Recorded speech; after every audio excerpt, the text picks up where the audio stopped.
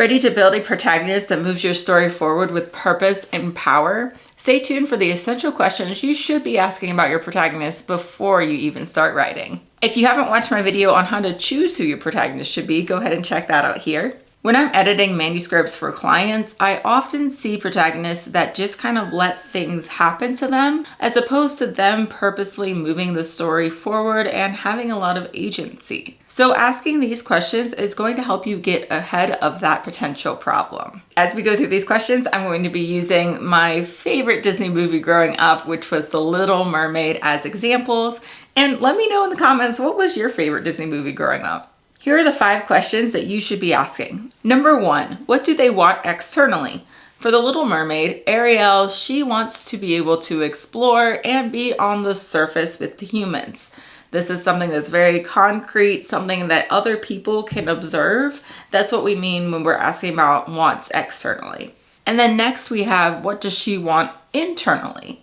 This is inside her thoughts, her feelings that other people might not be able to observe, but she would be able to voice eventually. Now, your protagonist might actually not know what they want internally right away, but you as the writer should. In our example, Ariel yearns for independence and freedom.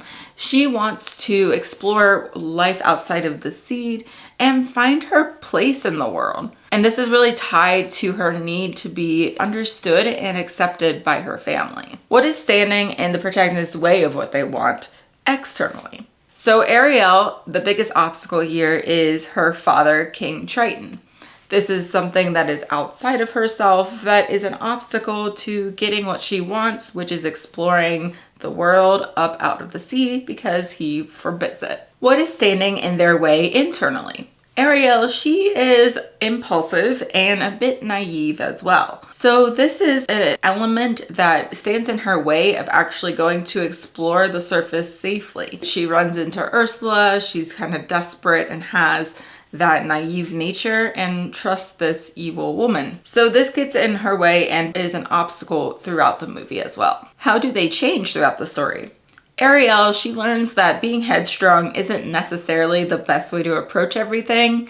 And she also learns to rely on her friends as well. In the beginning of the movie, she wants to be so independent that she ignores everyone's thoughts and feelings outside of herself because she's just so desperate for her desires. And this obviously gets her in trouble. So she learns the importance of friends and family, but also how to navigate the world and not be quite as impulsive. Asking these questions about your protagonist before you even start writing the book is going to help you get everything on the page in a way that holds the story together and is engaging for readers.